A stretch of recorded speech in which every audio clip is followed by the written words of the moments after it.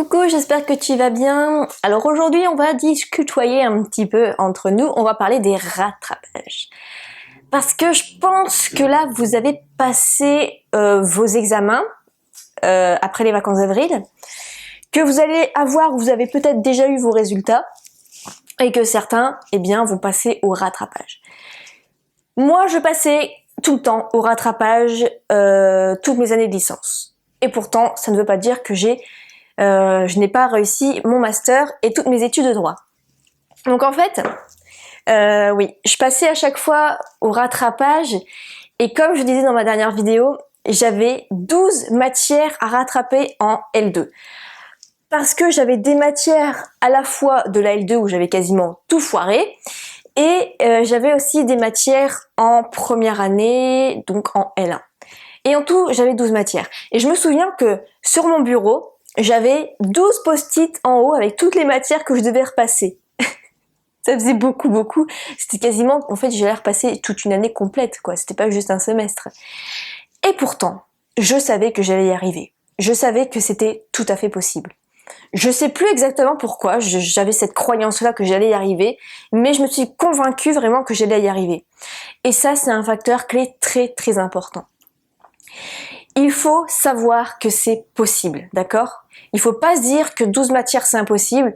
Et je pense que toi, si tu vas au rattrapage, t'as quoi? Allez, entre 1 et 5 matières à rattraper? Dis-toi que moi j'en avais 12 et que pourtant j'ai réussi. Ça peut déjà t'aider. Ça peut en fait te servir de référence. Tu peux te dire que si moi j'ai réussi avec 12 matières à rattraper, toi avec 5, mais tu peux largement cartonner. Limite, tu peux rattraper toutes tes notes et avoir la mention, d'accord? C'est déjà arrivé.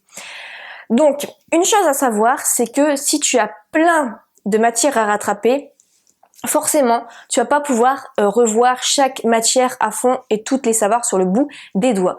Donc, ce qu'il faut faire, c'est que, voilà, tu vas consacrer, déjà, tu vas prendre toutes tes matières. Par exemple, tu as 5 matières et tu as, je sais pas, par exemple 15 jours. Donc, tu vas faire 15 divisé par 5, ça va te donner un certain nombre. Et donc, par exemple, tu vas voir que pour chaque matière, tu vas devoir consacrer par exemple 3 jours, d'accord? Donc 3 jours par matière par exemple, une matière peut-être plus importante, tu vas prendre plutôt 4 jours, d'accord? Voilà, tu essaies de découper comme ça. Et sur par exemple ces 3 jours où tu dois par exemple rattraper, je sais pas, on va prendre un droit forcément parce qu'il y a qu'un droit que je connais. Par exemple, tu dois rattraper le droit civil, d'accord? Tu vas prendre le droit civil et tu vas essayer de voir quels sont les 20% des sujets qui reviennent 80% du temps. Donc, par exemple, ce qui revient tout le temps, c'est le mariage, c'est, je sais pas, ça peut être la personnalité juridique, ça peut être, je sais plus, les animaux, enfin, je sais plus du tout. Mais tu vas prendre vraiment les sujets clés qui reviennent à chaque fois. Donc comment le savoir? Déjà tu vois en fonction de tes sujets de TD, d'accord? Donc tout ce que tu n'as pas vu en TD au niveau des sujets, tu peux éliminer. Ensuite, tu vois en fonction de ce que tu as eu déjà aux examens et au galop d'essai, là, les trucs blancs, les examens blancs, tu vois ce que tu as eu et tu vois par rapport à ces thématiques-là. Et si possible, essaye de voir ce qu'ont eu les autres personnes les autres années précédentes. Hyper important ça. C'est comme un peu les anabacs, tu vois. On voit dans les anabacs que 80% des sujets reviennent, enfin 20% des sujets reviennent 80% du temps. Et là, les profs mettent 20% des sujets 80% du temps. Donc essaye de faire une sélection en essayant de voir quels sont les sujets vraiment qui ont une importance, qui ont vraiment une chance de revenir souvent, d'accord? Donc tu vas essayer de trafiquer un peu ça comme si tu allais gagner au loto, et sauf que tu peux savoir d'avance un peu les bons numéros, d'accord? Du moins augmenter statistiquement tes chances. Donc moi c'est comme ça que je l'ai fait, je me suis concentrée à chaque fois sur seulement 20% des sujets qui allaient revenir 80% du temps, et c'est comme ça que ça s'est super bien passé, parce que comme je me concentrais vraiment sur le peu de sujets qui allaient sûrement revenir, notamment donc pour les dissertations, pour ce qui est à l'écrit, hein, je pouvais aller voir en détail par exemple les sujets de dissertation qui revenaient souvent, les plans de dissertation, et pouvoir approfondir les choses dedans. Donc voilà, du coup t'es super bien préparé. Donc ça, c'est pour les écrits plutôt. Après, pour les oraux, c'est vrai que tu peux tomber sur tout et n'importe quoi. Là, c'est un peu plus compliqué. J'ai pas vraiment de secret à te donner parce que oui, tu peux tomber sur tout et n'importe quoi. Donc là, essaye de quand même voilà, te trouver un peu de temps pour vraiment bosser là-dessus. Mais essaye de voir par rapport à tes coefficients, d'accord? Par exemple, si je sais pas, on prend le droit administratif qui compte pour 1,8 sur 3, voilà, tu vas te concentrer à fond là-dessus. Tandis que si tu as un oral qui compte, je sais pas, 0,1, franchement, te prends pas la tête. Te prends pas la tête du tout. Il faut te concentrer beaucoup sur les gros coefficients. C'est ce qu'avait fait mon frère. Il n'est pas doué à l'écrit, il est doué à l'oral.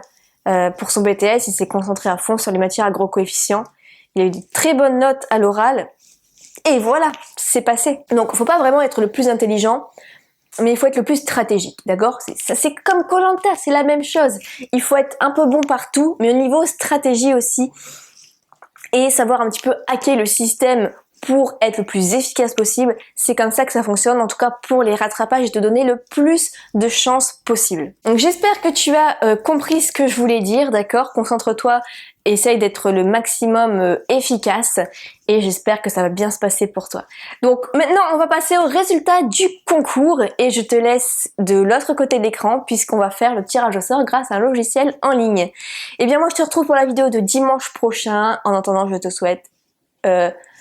Non, je vais pas te souhaiter bonne chance, mais je te souhaite bon courage. Et si jamais tu as déjà eu tes résultats d'examen, dis-moi s'il te plaît si tu as validé et en quelle année tu es et qu'est-ce que tu vas faire l'année prochaine. Ça m'intéresserait vraiment beaucoup. Eh bien, je souhaite bonne chance aux deux futurs gagnants. C'est parti. Et bien voilà, on arrive au tirage au sort. Et pour ça, je vais utiliser donc là un site tirageausort.com aléatoire. Et donc là, j'ai testé pour voir. Et donc, en tout, on voit qu'on a 350 personnes qui se sont inscrites, donc entre 1 et 350. Et je vais cliquer sur tirer au sort. Et après, eh bien, je vais compter pour savoir quelles sont les personnes. Donc, j'ai un petit peu caché les adresses ici, parce que voilà, ça reste privé. Et c'est parti, donc je vais tirer au sort 2 personnes. Premier numéro, 36. Donc je vais compter 36 à partir du premier. C'est parti.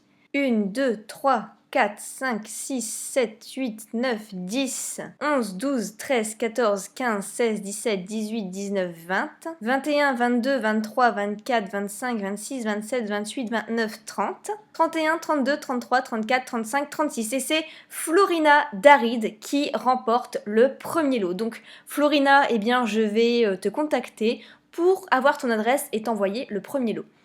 Et maintenant, la deuxième personne, c'est le 132. Alors là, la première page, c'est 100 personnes. On va aller à la deuxième. 1, 2, 3, 4, 5, 6, 7, 8, 9, 10, 11, 12, 13, 14, 15, 16, 17, 18, 19, 20, 21, 22, 23, 24, 25, 26, 27, 28, 29, 30, 31 et 32. C'est Océane Char qui remporte le deuxième lot. Et bien franchement les filles, super contente pour vous. Je contacte donc les deux gagnantes par email pour leur envoyer les cadeaux. Et vous inquiétez pas, franchement j'ai adoré faire ces petits cadeaux là pour vous. Et j'en referai d'autres. Voilà, c'est promis. Il y en aura plein d'autres dès la rentrée. Je te souhaite un excellent dimanche soir et on se retrouve dans la vidéo de dimanche prochain. Salut!